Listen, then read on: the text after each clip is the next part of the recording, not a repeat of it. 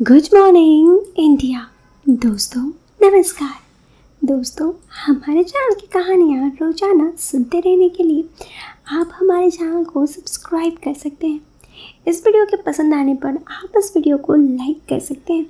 चलिए शुरू करते हैं आज की ये कहानी। और हाँ, इस कहानी को सुनते वक्त आप ईयरफोन या फिर हेडफोन का प्रयोग करें। इससे इस कहानी की ऑडियो आपको पसंद आएगी जब आपके कानों तक पहुँचेगी। ये कहानी मेरे एक दोस्त तेजस की है। तेजस कहता है मेरी उम्र 29 साल है और ये बात 4 साल पहले की। उस वक्त मेरे पड़ोस में फैमिली रहने आई थी जिसमें अंकल वही कुछ 50 साल के, आंटी 40 के आसपास, उनके 2 लड़के, एक 17-18 और एक 20 साल का था। आंटी का नाम रूपाली। वो उम्र में यही कुछ 35 से कम ही नहीं लगती थी। वो देखने में बड़ी ही अच्छी थी। जो भी उन्हें देखता बस देखते रह जाता। सच में वो काफ़ी अच्छी दिखती थी। मैं उन्हें हमेशा नोट किया करता और इसी योजना के तहत मैं उनके बेटे से दोस्ती कर लिया और उनके घर जाने लगा। जब भी मैं उनके घर जाता तो मैं हमेशा उन्हें देखता रहता। उन्हें देख मुझे बहुत ही उत्सुकता होती। जब मैं उनके घर से वापस आता तो बस उन्हीं के बारे में सोचता। वो जब भी मुझसे कोई काम करने के लिए कहती मैं तुरंत कर देता। इस बात के कारण वो आंटी मुझे बहुत पसंद करने लगी थी और मुझे आंटी के नज़दीक रहने का मौका मिलने लगा था। हालांकि आंटी मेरी नज़र समझने लगी थी पर वो कुछ कहती नहीं थी। इससे मेरा हिम्मत बढ़ने लगा। मैं आंटी को कभी कभी कुछ भी बोल देता, वो कुछ नहीं बोलती, मगर कभी कोई ऐसी बात नहीं हुई जिससे मैं ज़्यादा खोल सकूं। ऐसे ही 4 महीने निकल गए। मेरा हालत अब ख़राब होने लगा था। मैं चाहे कुछ भी करके उनसे ये बात आगे बढ़ना चाहता।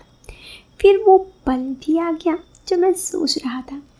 हुआ यूँ था कि एक दिन मेरे दोस्त ने बोला, यानी आंटी के बड़े लड़के ने, कि मैं अपने भाई और पापा के साथ गांव जा रहा हूँ, इसलिए आंटी का थोड़ा ख्याल रखने। मैं बहुत खुश हुआ।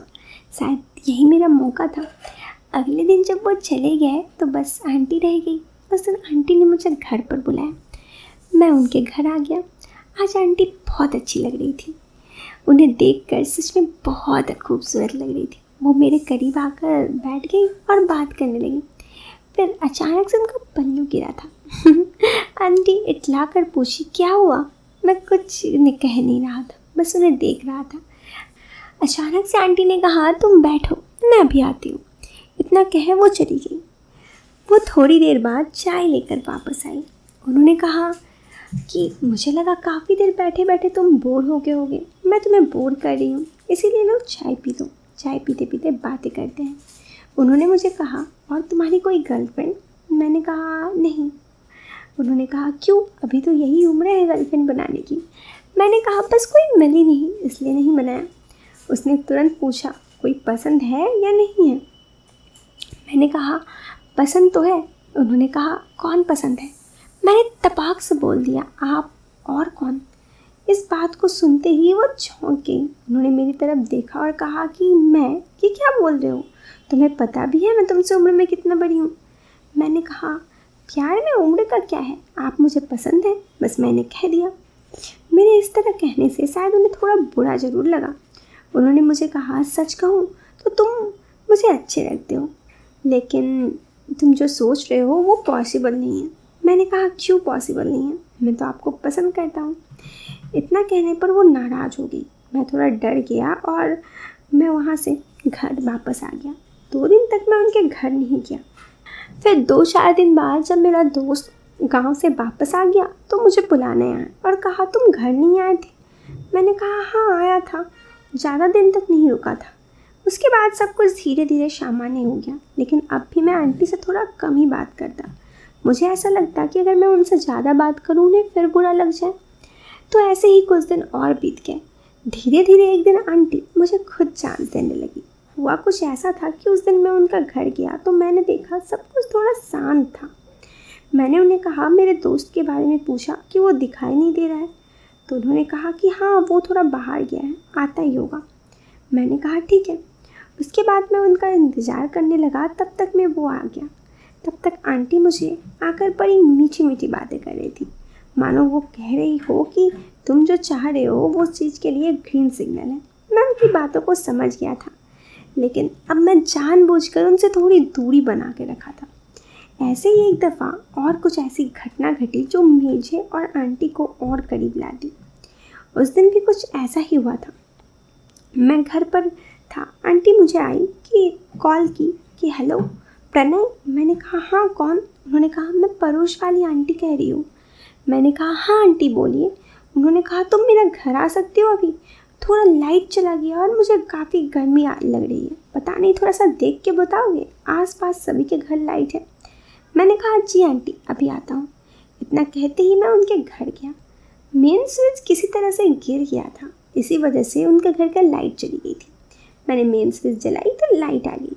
ये देख वो काफ़ी खुश हुई। उन्होंने कहा अरे तुमने इतनी जल्दी कर दी, पता नहीं मुझे कितनी दिक्कत हो रही थी। मैंने कहा इनडायरेक्टली मैं तो हर चीज़ जल्दी करता हूँ, आपको ही समझ में नहीं आता। इस पर वो बोली तुम कुछ जल्दी नहीं, कुछ ज़्यादा जल्दी ही कर देते हो। अब मुझे समझ में आ चुका है, जल्दी शायद मुझे भी करनी चाहिए। उनकी बातों से ये बिल्कुल हाँ था कि वो मुझे पसंद करती हैं। फिर क्या था, उन्होंने मेरा नंबर तो उन्हें पहले से ही था। उस वक्त मैं घर आ गया। रात को मेरे पास एक अननोन नंबर से मैसेज आया। मैंने लिखा कौन? तो उन्होंने कहा तुम्हारी पड़ोसी, भूल गए क्या? मैंने नंबर सेव किया और देखा तो वो आंटी का फ़ोटो लगा हुआ था। मैंने कहा इतनी जल्दी आपको कैसे भूल सकता हूँ? उन्होंने कहा तुमने मैसेज किया नहीं, रिप्लाई ऐसे दे रहे हो, नाराज़ हो क्या? मैंने कहा मैं क्यों नाराज़ होऊंगा, मुझे तो लगा आप मेरे से नाराज़ हैं, इसीलिए तो आप मुझे इग्नोर करने लगी। उन्होंने कहा मैं तो तुम्हें कब से अपनी बातें बताना चाहती हूँ, आई लव यू प्रणय। उनकी बातों से मैं तो बस उन्हें देखता रह गया। मुझे लगा नहीं था वो इतनी जल्दी आसानी से मेरी बातों पे मान जाएगी। मैंने कहा वैसे आई लव यू टू, लेकिन उन्होंने कहा कि तुम आज आ सकते हो। मैंने कहा आ तो सकता हूँ, लेकिन आपके घर में कोई नहीं है? उन्होंने कहा है, लेकिन रात को मेरे पति को आज ऑफिस से कुछ काम है, तो वो रात को आज उनकी सीटिंग है। मेरे दोनों लड़के बाहर गए हुए हैं। मैंने कहा ठीक है। दोस्तों उस वक्त जब मेरी उनसे बात हुई थी तो शाम के 7 बज रहे थे। मुझसे मानो अब वो समय कट नहीं रहा था। मैं जल्दी से तैयार हुआ और आंटी के घर के लिए इंतज़ार करने लगा। देखते देखते 11 बज गए। उन्होंने कॉल किया, दरवाज़ा खुला है, अंदर आ जाना। मुझसे रहा नहीं जा रहा था। मैं उनके घर गया तो वो दिखाई नहीं दे रही थी, बस मैं उनके घर के अंदर घुस गया। कुछ पायलों की आवाज़ आ रही थी। मैं पायल की आवाज़ की तरफ पीछे पीछे चल पड़ रहा था। आगे क्या हुआ जानना चाहते हैं तो ज़रा सा इंतज़ार कीजिए वीडियो के सेकंड पार्ट का। तब तक के लिए आप इस वीडियो को एक लाइक कर दीजिए और चैनल पे पहली बार आए तो सब्सक्राइब करें। हम मिलते हैं फिर एक नए वीडियो में एक नया इंटरेस्टिंग टॉपिक के साथ। चलन बाय, टेक केयर, बाय।